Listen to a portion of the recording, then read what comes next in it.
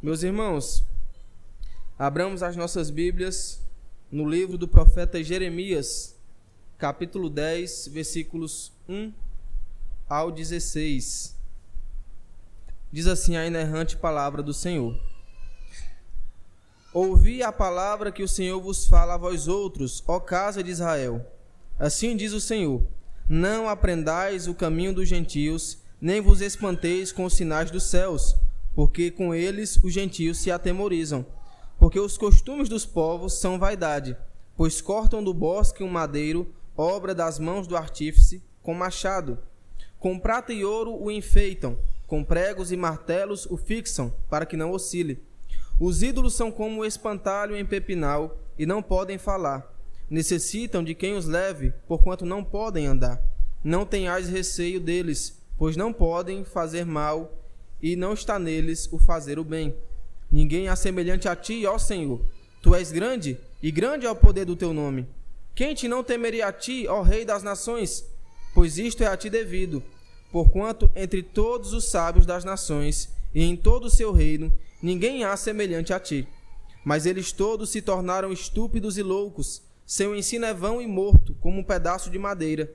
Traz-se prata batida de Tarsis, e ouro de Ufaz. Os ídolos são obra de artífice e de mãos de ourives. Azuis e púrpuras são as suas vestes. Todos eles são obra de homens hábeis. Mas o Senhor é verdadeiramente Deus. Ele é o Deus vivo e o Rei eterno. Do seu furor treme a terra, e as nações não podem suportar a sua indignação. Assim lhes direis: os deuses que não fizeram os céus e a terra desaparecerão da terra e de debaixo destes céus.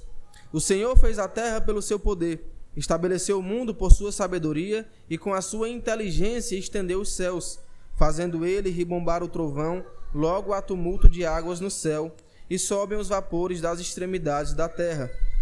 Ele cria os relâmpagos para a chuva, e dos seus depósitos faz sair o vento. Todo homem se tornou estúpido, e não tem saber. Todo ourives é envergonhado pela imagem que ele mesmo esculpiu, pois as suas imagens são mentira, e nelas não há fôlego. Vaidade são, obra ridícula. No tempo do seu castigo virão a perecer. Não é semelhante a estes aquele que é a porção de Jacó, porque ele é o Criador de todas as coisas, e Israel é a tribo da sua herança. Senhor dos exércitos é o seu nome. Amém. Que Deus assim nos abençoe e aplique a sua palavra em nossos corações. Meus irmãos, imagine uma cidade antiga em que nessa cidade há muitas estátuas de deuses, há muitas imagens, as pessoas se reúnem ao redor daquelas estátuas, daquelas imagens para adorarem a tais deuses. São enfeitados e brilham, e elas pensam que se adorarem estes deuses, receberão bem, e os adoram também para que não caia o mal sobre eles. Então, elas se juntam ali, estão para adorar aquelas estátuas, as quais eles pensam que são um verdadeiro Deus. Estão ali dispostos com toda a sua força, com todo o seu corpo e com toda a sua mente. Entretanto, no meio dessa cena há um homem que passa por aquela cidade e vê aquela idolatria e logo se lembra do ensinamento dos profetas acerca de que nós devemos adorar somente ao Deus verdadeiro. Então, diante daquilo, ele decide ir falar com aquelas pessoas e anunciar-lhes o Deus verdadeiro. No entanto, o seu esforço é vão.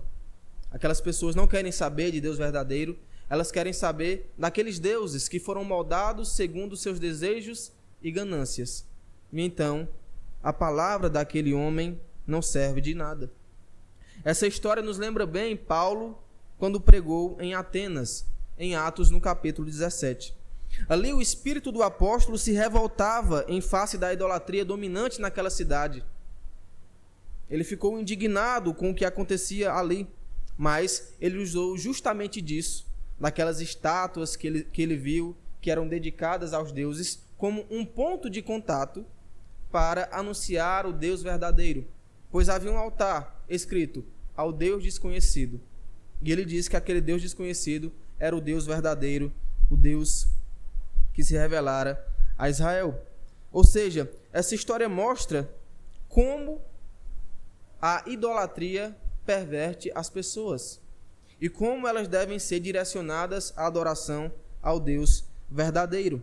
A idolatria priva as pessoas de um verdadeiro relacionamento com o Deus vivo para adorarem deuses falsos e mentirosos, adorarem objetos criados ao invés de adorarem ao próprio Criador Supremo de todas as coisas. É isso que a idolatria faz. Calvino disse que a mente de um homem é como um depósito de idolatria e superstição, de modo que, se o homem confiar em sua própria mente, é certo que ele abandonará a Deus e inventará um ídolo, segundo a sua própria razão. E é isso que acontece com esses ídolos que nós vemos por aí, com estes deuses que nós vemos por aí. Eles foram criados pelo próprio homem para atender à satisfação dos homens, às suas ganâncias e os seus desejos. O Deus verdadeiro não é assim. Foi Ele quem nos criou. Mas o que de fato é a idolatria? Essa é a pergunta a ser feita. E idolatria, meus irmãos, é tudo aquilo que colocamos no lugar de Deus ou acima dele. A idolatria é fruto dos nossos desejos e ambições, é fruto, em primeiro lugar, da nossa mente. Calvino disse que a mente do homem é uma fábrica de ídolos. E tendo em vista isso, a idolatria não está limitada ou não remete apenas a adorarmos estátuas ou imagens. A idolatria vai além. Qualquer coisa que tome o lugar de Deus em nossas vidas, que tome o nosso amor a Deus em primeiro lugar, se torna um ídolo. Sendo assim, coisas como o dinheiro, o sexo, a internet, o desejo de agradar a outros e até mesmo o amor podem se tornar idolatria. Sim, o amor. O amor às coisas erradas é idolatria. E amar demais uma coisa além do Senhor também se configura como idolatria. Então, se você amar o seu cônjuge mais do que a Deus, você está sendo idólatra. Se você amar os seus filhos mais do que a Deus, você estará sendo idólatra. E assim sucessivamente. Ou seja, até coisas legítimas podem se tornar ídolos em nossas vidas. Até coisas boas podem se tornar ídolos em nossas vidas. Calvino falou do homem como possuindo um sensus divinitatis. Isso quer dizer senso da divindade. E também possuindo uma semen religionis. Isso quer dizer uma semente da religião. Por senso divinitatis, Calvino queria dizer que o ser humano possui uma capacidade inata de reconhecer a existência de Deus.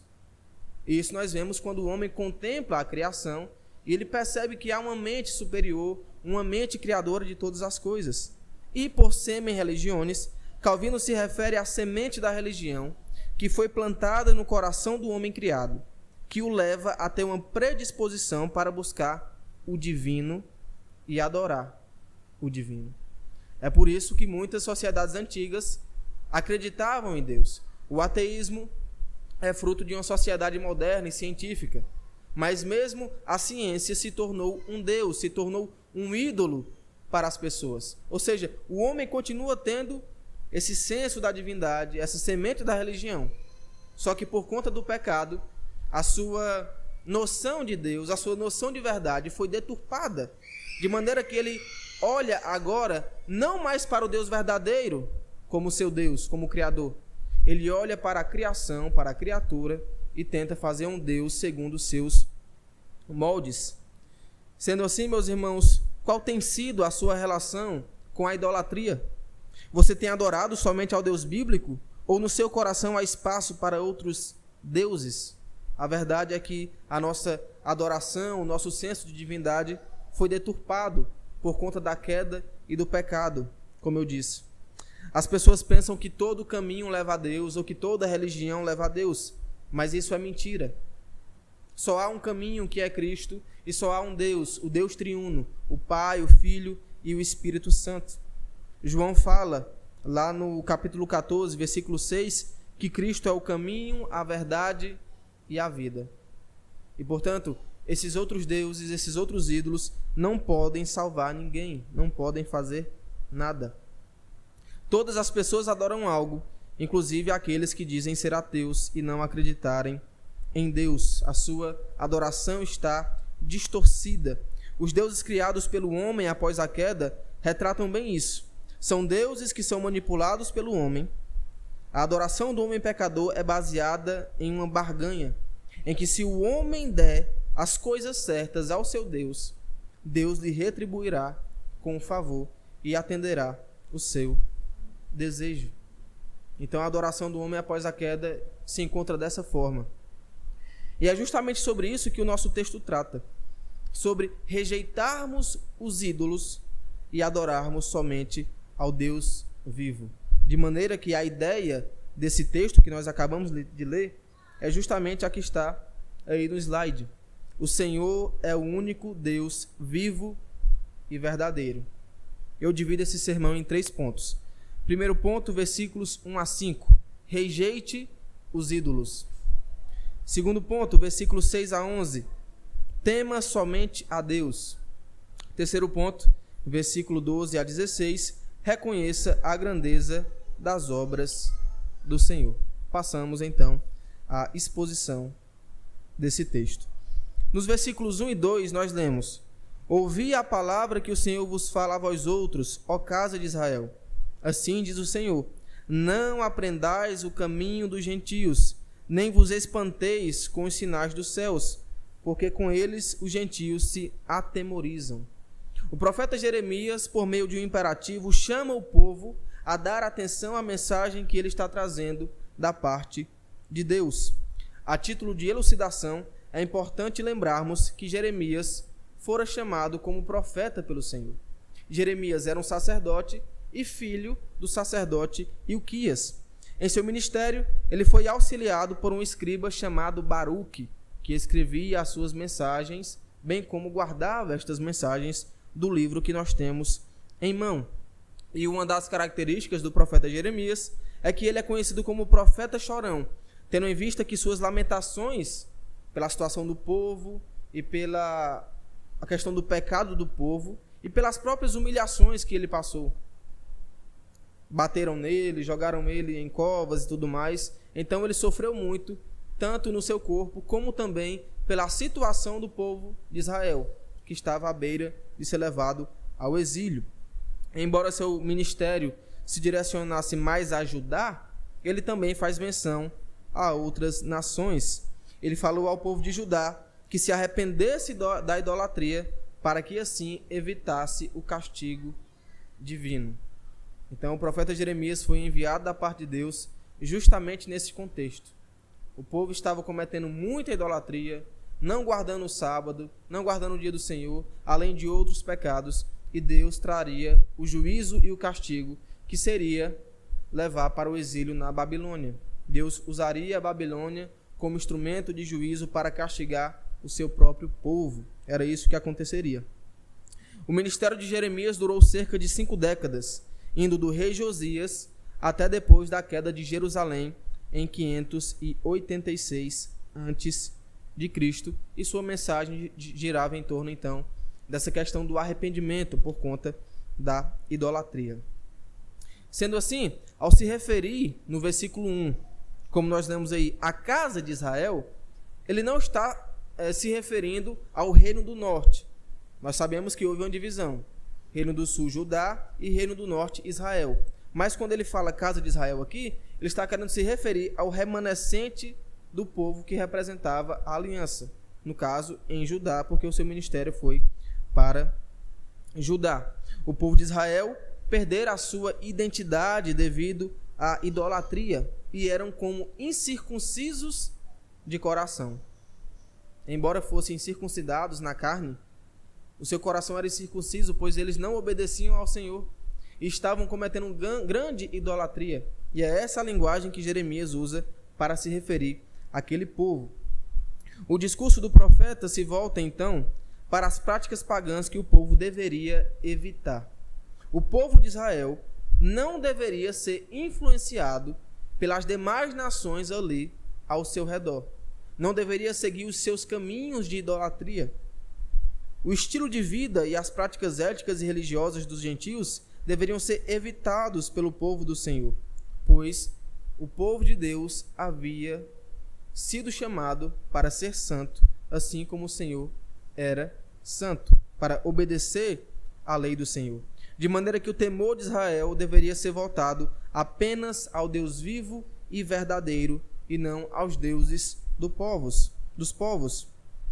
Israel é chamado a não se espantar também com os sinais dos céus, como nós vemos aí no versículo 2. E quando Jeremias usa essa linguagem de sinal dos céus, ele está se referindo às práticas das religiões daquela época, daquele contexto histórico e geográfico. As religiões daquele contexto possuíam muitos aspectos envolvidos com os astros e os adoravam. Diziam ser deuses, que seus movimentos influenciavam a vida na terra. Então, as nações ao redor de Israel criam desta forma e temiam o sol, a lua, as estrelas, enfim, diziam ser deuses. Diante disso, o povo de Israel é chamado a seguir o caminho oposto e adorar e temer somente o Deus verdadeiro, pois aqueles astros e os seus movimentos, os meteoros que caíam, as estrelas que passavam, não influenciariam na vida do povo do Senhor. Não tinham poder, não eram deuses, não poderiam fazer bem ou mal. Essa deveria ser a disposição de Israel diante daquilo.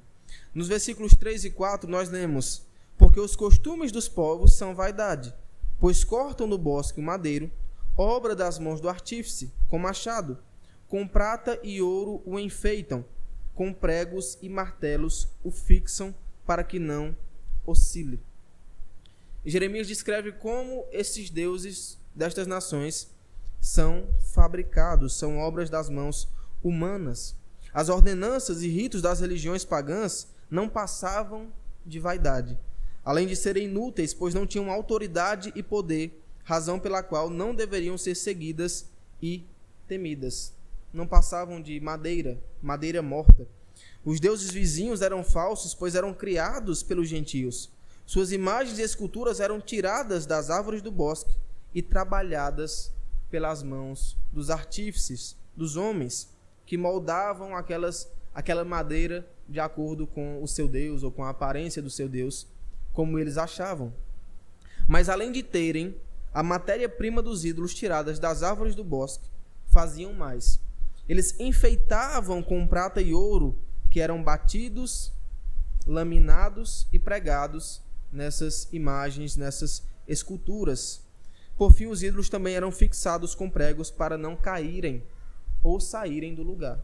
Ou seja, dependiam completamente dos homens, dependiam completamente dos seus adoradores, sequer tinham o poder de permanecerem em pé. Dependiam dos homens até para isso. Ou seja, Jeremias os descreve de fato como são: obras humanas, inúteis, frutos da imaginação humana. E ele, então, no versículo 5, prossegue: os ídolos são como espantalho em pepinal e não podem falar. Necessitam de quem os leve, porquanto não podem andar. Não tenhais receio deles, pois não podem fazer mal e não está neles o fazer o bem. Os ídolos são inertes, não podem fazer nada, são como um espantalho. A única coisa que eles podem fazer é espantar passarinhos para que não comam ali a plantação. Então essa é a realidade que Jeremias descreve. Sendo inertes, necessitam de alguém até para os locomover, para os levar para cima e para baixo. Não podem se mover, diferente do nosso Deus, que é onipresente. E isto era visto nas nações quando eles passavam em procissões com os seus ídolos sendo levados. O que nós vemos hoje em dia na prática da Igreja Católica, que leva a imagem de Maria ou a imagem de algum santo e vai nas procissões aí nas ruas da cidade. Isso mostra o quão impotentes são, quão inúteis são, que não são verdadeiros. Diante disso, assim como começou esta sessão, Jeremias a encerra dizendo que o povo do Senhor não deveria temer tais ídolos e deuses, pois não tinham o poder para fazer o bem ou o mal. Então, geralmente, qual era a desculpa da adoração de muitos? Nós temos que agradar tal Deus, porque senão não vai mandar chuva. Nós temos que agradar tal Deus, porque senão não vai haver fertilidade. E essa coisa ruim que aconteceu porque tal Deus está irado e é por isso que a gente tem que adorar Ele e agradar Ele. Ou para receber bênçãos ou para evitar o mal. Mas o que Jeremias diz é, estes ídolos, sejam os astros ou seja o que forem, não têm poder de fazerem nem o bem e nem o mal. Então vocês não vão adorá-los nem para evitar o mal e nem para buscar o bem, porque vocês não encontrarão isso. Quem dirige todas as coisas é o Deus verdadeiro. Uma história bíblica que ilustra bem essa realidade aqui de Jeremias é a história de Gideão, lá em Juízes, no capítulo 6, versículos 25 a 32. Na noite seguinte ao chamado de Gideão, Deus lhe ordena a destruir o altar de Baal e o poste ídolo. E Gideão obedece ao Senhor, vai de noite, porque tinha medo de ir de dia, e ali quebra o altar e quebra o poste ídolo. No dia seguinte, os homens da cidade ficam furiosos ao verem o que tinha acontecido e desejam matar Gideão. Mas o pai de Gideão o defende, dizendo que se Baal é Deus, ele se defenderia por si próprio, né? O que não acontece. Como nós sabemos, na continuidade da história, Deus, por meio de Gideão e dos 300, mata os midianitas. Os midianitas não puderam fazer nada e o seu Deus Baal não pôde fazer nada, porque ele não é Deus, ele é um ídolo, não é verdadeiro. E assim, meus irmãos, nós podemos tirar uma aplicação para as nossas vidas, que é: não sigamos os caminhos de idolatria dos ímpios e pagãos, pois não passam de vaidade. Meus irmãos, os caminhos dos ímpios são caminhos de sabedoria, são caminhos de loucura, e não de sabedoria. Paulo vai dizer lá em Romanos 1, 22 a 23 o seguinte: inculcando-se por sábios, tornaram-se loucos, e mudaram a glória do Deus incorruptível em semelhança da imagem de homem corruptível, bem como de aves, quadrúpedes e répteis. Então, a sabedoria do mundo, na verdade, é loucura. A sabedoria verdadeira é o evangelho de Deus, que para os que estão lá fora é loucura, como nós bem sabemos. Assim como Deus chamou o povo de Israel para ser diferente, para ser separado e para ser santo, ele também chamou a sua igreja para o mesmo propósito, de maneira que não devemos seguir o caminho das nações e sermos influenciados por estas nações e pelas suas práticas religiosas. Devemos entender que o único caminho verdadeiro é Cristo. Ele é o caminho, Ele é a verdade. Por isso, nenhum outro caminho é capaz de nos levar até o Deus verdadeiro. Somente o Senhor Jesus Cristo é o mediador entre Deus e os homens. Somente Ele pode nos ligar até ao Deus verdadeiro. Esses dias, navegando na internet, eu vi um vídeo do Papa. O Papa dizendo que toda religião levava a Deus, que toda religião salvava. Que tolice. Que tolice. A única religião que salva, a única religião verdadeira é o cristianismo. O único Deus verdadeiro é o Deus bíblico, que se revela em seus atributos na Escritura, que revela quem Ele é, que revela o que Ele requer de nós. Se estes povos permanecerem nos seus caminhos de idolatria, o fim que eles alcançarão será condenação, e serão lançados no inferno e no lago de fogo. Essa é a mensagem do Evangelho. A mensagem do Evangelho é salvação para aqueles que creem, mas condenação para aqueles que não creem. É uma espada de dois gumes. Se você crer, será salvo, se não crer, será condenado. Não há outro caminho, não há outra porta, não há sequer um atalho fora de Cristo. Os deuses dos ímpios, portanto, são inúteis. Não podem nos fazer mal, não podem nos fazer bem. Só quem tem poder para isso é Deus. Ele dirige todas as coisas, Ele está no controle do que é bom e do que é mal, como nós aprendemos hoje na escola bíblica, tratando da providência do Senhor. Mas, como eu falei no início, não podemos limitar a idolatria apenas aos deuses das nações, apenas às estátuas, apenas aos ídolos. Outras coisas se tornam ídolos em nosso coração, como eu falei: sexo, dinheiro, amor, família e etc. Portanto, você também não deve seguir o caminho do mundo nestas coisas. A cultura que há ao nosso redor, a prática mundana que há ao nosso redor, nós não devemos seguir. Não devemos ter a mesma disposição que os ímpios têm quando se relacionam com estas coisas, quando usam estas coisas, pois eles fazem disto os seus deuses. O nosso entendimento acerca destas coisas que há, seja amor, seja sexo, seja dinheiro, seja poder, seja trabalho, seja família, deve estar baseado e fundamentado na palavra do Senhor. E isso nos livrará da idolatria, pois nós iremos colocar cada coisa no seu lugar apropriado, amando a Deus em primeiro lugar e buscando o seu reino em primeiro lugar. Qualquer coisa pode se tornar um ídolo em nossas vidas. E a pergunta que eu faço é: você tem algum ídolo em seu coração? Reflita bem, não se engane. Talvez a sua condição financeira seja um ídolo para você, talvez o seu conhecimento seja um ídolo para você, talvez sua família seja um ídolo. Como você tem lidado com estas questões? Reflita bem, pois nós não devemos seguir os costumes dos homens, os costumes dos povos. Nós estamos vendo que o Senhor é o único Deus vivo e verdadeiro. Nós vimos o primeiro ponto, que é rejeitarmos os ídolos, e agora no segundo ponto veremos que devemos temer somente a Deus, ao Deus verdadeiro. Nos versículos 6 e 7, lemos o seguinte: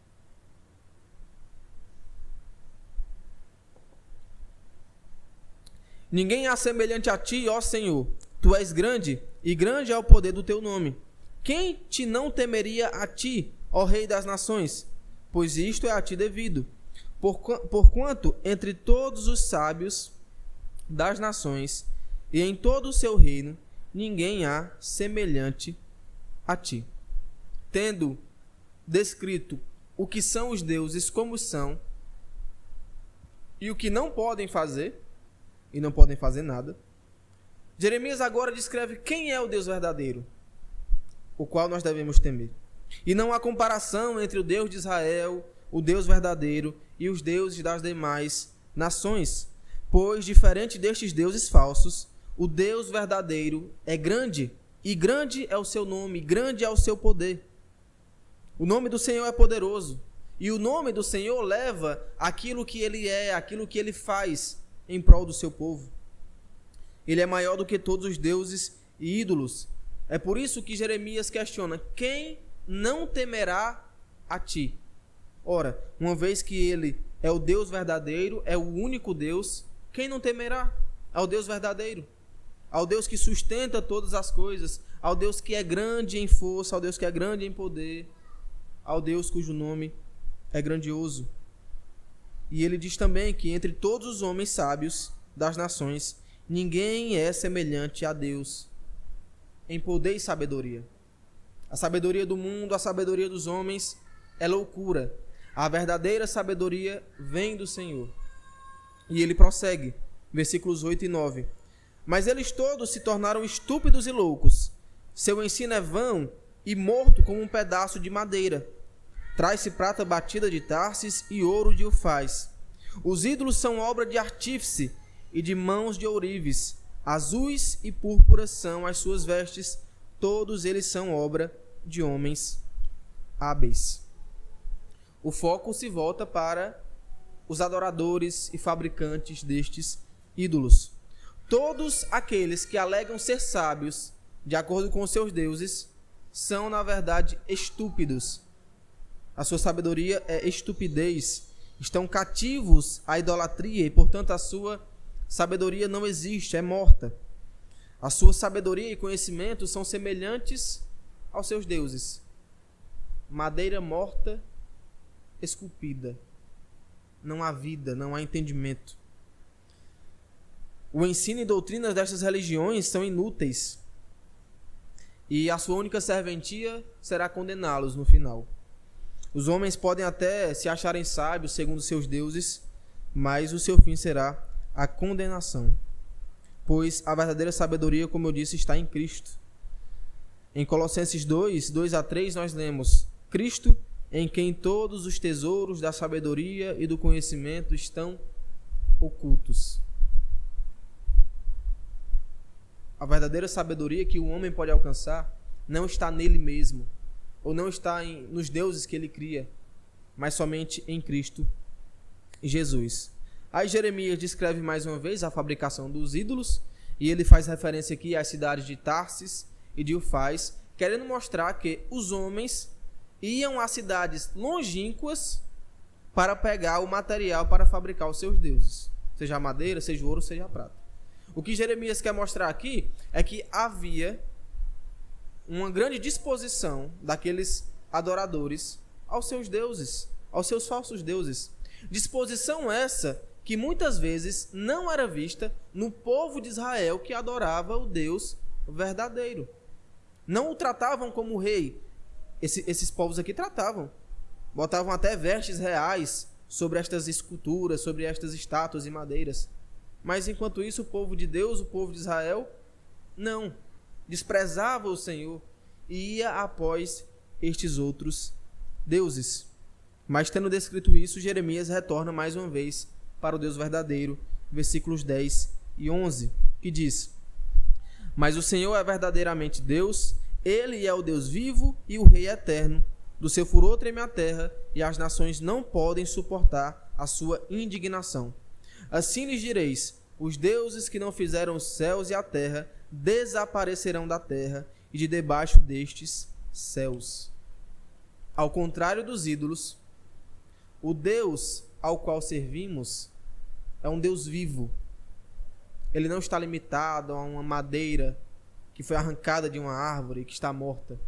Ele é o Deus vivo. Ele vive e governa sobre todas as coisas. Ele não depende dos homens. A sua origem é Ele mesmo, pois Ele é autoexistente. Ele tem vida em si mesmo.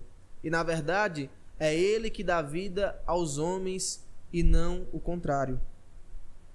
Não são os homens que concebem o Deus vivo e verdadeiro, mas foi Deus quem trouxe os homens à existência.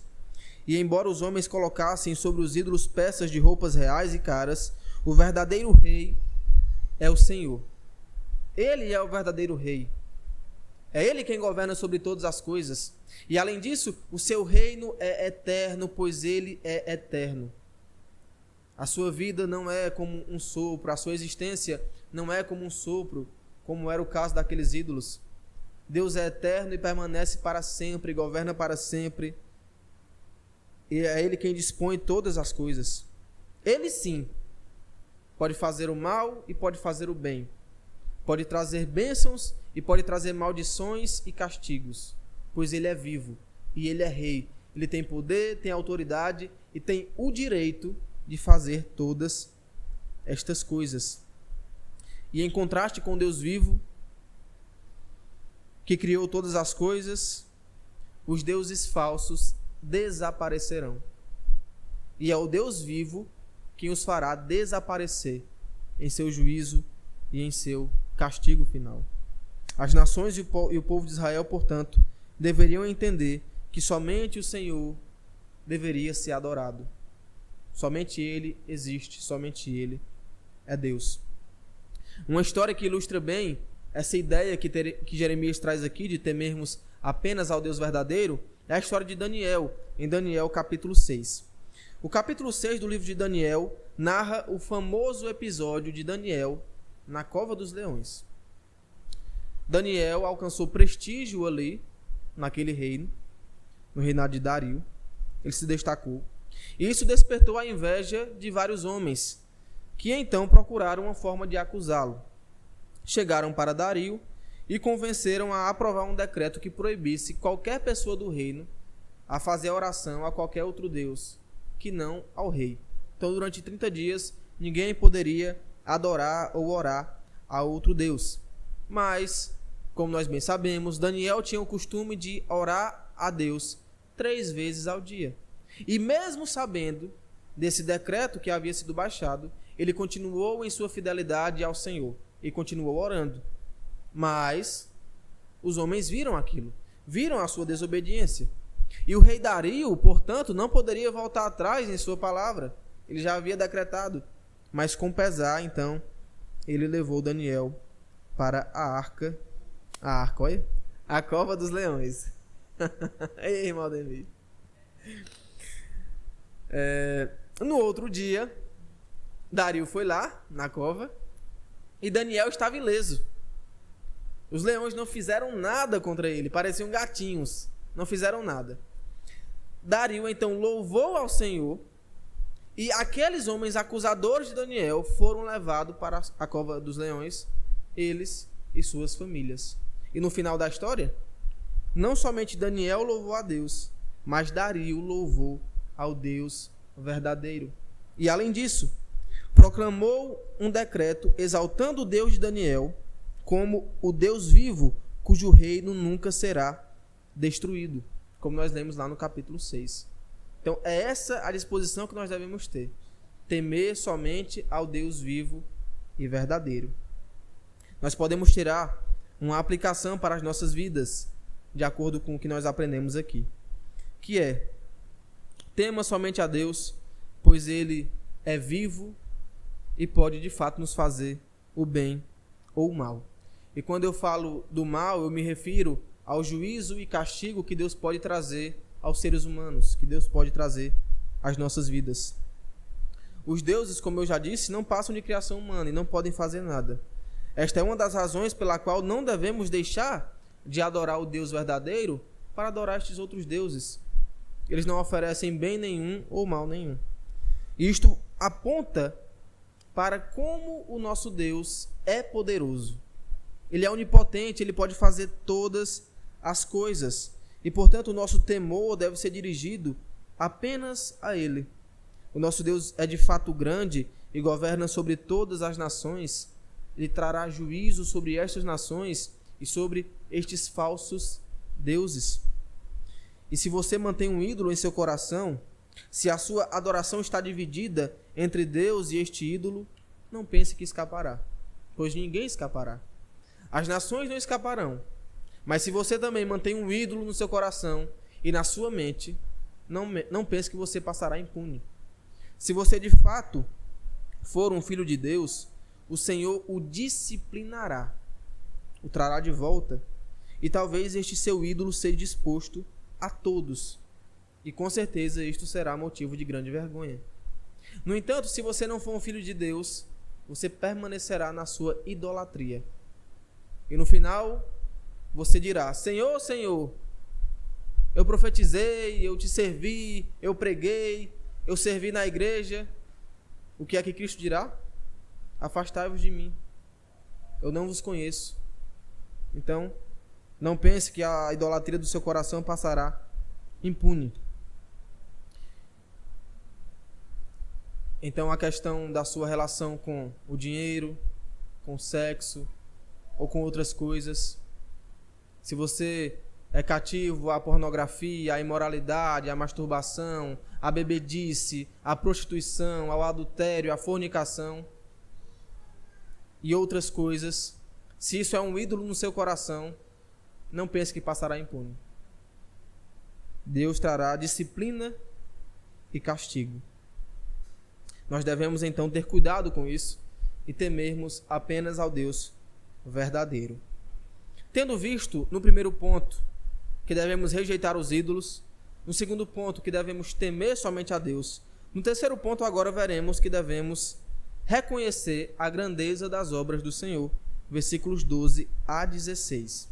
Versículos 12 e 13 nós lemos: O Senhor fez a terra e pelo seu poder estabeleceu o mundo por sua sabedoria e com a sua inteligência estendeu os céus, fazendo ele ribombar o trovão, logo há tumulto de águas no céu e sobem os vapores das extremidades da terra. Ele cria os relâmpagos para a chuva e dos seus depósitos faz sair o vento. O foco de Jeremias mais uma vez se volta para o Deus verdadeiro. E o que ele destaca aqui é que, diferente dos ídolos, dos falsos deuses, que não têm poder nenhum, Deus tem poder. E o seu poder é manifestado na sua criação, que ele criou de forma perfeita, de forma sábia e de forma harmoniosa. A sabedoria de Deus se manifesta nesta sua criação, diferente da tolice dos outros deuses. Mas além disso, Deus não somente criou todas as coisas, mas exerce domínio sobre todas as coisas, sobre os astros, sobre os eventos climáticos, tudo ele exerce domínio. Todas essas coisas obedecem ao Senhor e seguem os caminhos ditados por Deus, de maneira que Deus distribui todas essas coisas na terra de acordo com a sua vontade. O tema de Deus como Criador é muito importante em Jeremias. De modo supremo, a realidade da obra do Senhor na criação fornecia um contraste entre os pagãos e os seus deuses e o verdadeiro Deus. Então Jeremias e os outros profetas sempre usaram este argumento. Deus é o Criador de todas as coisas, é Ele quem exerce domínio. Estes outros falsos deuses não exercem domínio sobre nada. Esses eventos que acontecem e que são atribuídos a estes falsos deuses são, na verdade, obra do Senhor, obra do Deus verdadeiro. E ele prossegue, versículos 14 e 15. Todo homem se tornou estúpido e não tem saber. Todo ourives é envergonhado pela imagem que ele mesmo esculpiu, pois as suas imagens são mentira e nelas não há fôlego. Vaidade são, obra ridícula. No tempo do seu castigo virão a perecer. Jeremias repete o que ele havia dito no versículo 8, chamando os homens de estúpidos. Os homens que seguem estes deuses de estúpidos, pois esses deuses são vaidade. Ou seja, o profeta está criticando a realidade religiosa daqueles outros povos. Estes homens, ao fabricarem e adorarem os falsos deuses, mostram que não têm sabedoria. E, portanto, tais imagens se tornam motivo de vergonha para eles. Essas imagens são vaidade inúteis e não têm vida se comparadas com Deus verdadeiro, pois não há fôlego nelas. São uma mera madeira, uma mera escultura. E por fim, no versículo 16, nós lemos: não é semelhante a estas aquele que é a porção de Jacó, porque ele é o Criador de todas as coisas. Israel é a tribo da sua herança. Senhor dos exércitos é o seu nome. Então há um contraste total entre o Deus verdadeiro e os ídolos. Não é como estes a porção de Jacó, a herança do povo de Israel, a herança do povo do Senhor. Não é como estes outros deuses. Então, Israel deveria dar valor ao Deus que era a sua herança, ao Deus verdadeiro. Pois esse Deus mantinha um relacionamento com o seu povo, com os seus adoradores. Ele de fato podia os atender, de fato poderia interferir em suas vidas, diferente dos ídolos que nada podiam fazer. Ao finalizar chamando o Deus de Senhor dos Exércitos, Jeremias deixa claro que Deus exerce domínio sobre todas as coisas, sejam celestiais ou terrenas. Tudo está debaixo do controle do Senhor. Os ídolos adorados por Israel e pelas demais nações não tinham nenhum poder. E isso fica claro lá no Salmo 115, versículos 4 a 8. O salmista diz: prata e ouro são os ídolos deles, obra das mãos de homens. Têm boca e não falam, têm olhos e não veem, têm ouvidos e não ouvem, têm nariz e não cheiram. Suas mãos não apalpam, seus pés não andam, som nenhum lhes sai da garganta. Tornem-se semelhantes a eles os que os fazem e quantos neles confiam. Nós somos moldados de acordo com o Deus a quem servimos. E se os deuses dos povos são inúteis e serão condenados e desaparecerão, é isso que acontecerá com seus adoradores, finalmente. Nós não. Se o nosso Deus é vivo, nós teremos vida eterna, finalmente. A história de Elias, em 1 Reis, capítulo 18, ilustra muito bem isso. Elias desafiou 450 profetas de Baal para ver qual Deus responderia com fogo sobre um sacrifício. Enquanto os profetas de Baal clamaram por horas, cortaram-se e fizeram grandes rituais, nada aconteceu. Inclusive, Elias passou a zombá-los. Quem sabe o seu Deus está dormindo, ele dizia. Por outro lado, quando Elias orou ao Deus de Israel, pediu apenas que Deus mostrasse sua grandeza e poder. E como nós bem sabemos na história, Deus atendeu ao seu servo, ao profeta, derramando fogo do céu e consumindo todo aquele altar que fora preparado. Essa história mostra o claro contraste entre a grandeza das obras de Deus, o seu poder, e a inutilidade dos falsos deuses. Podemos também tirar uma aplicação para nós desse ponto. E a aplicação é: Deus não é como os ídolos. Portanto, não faça imagens dele.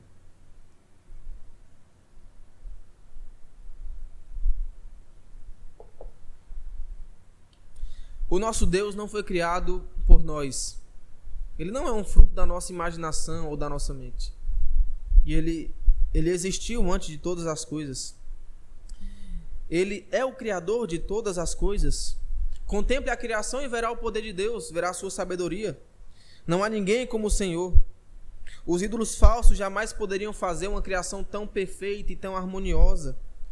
E se nós ficamos surpresos com a criação, mesmo ela depois do pecado e debaixo do pecado, quem dirá quando ela for restaurada pelo Senhor, nos novos céus e nova terra?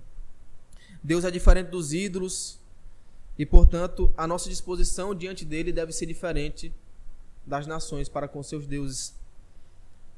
Essa questão de não fazermos imagem de Deus, portanto, é muito clara na Escritura.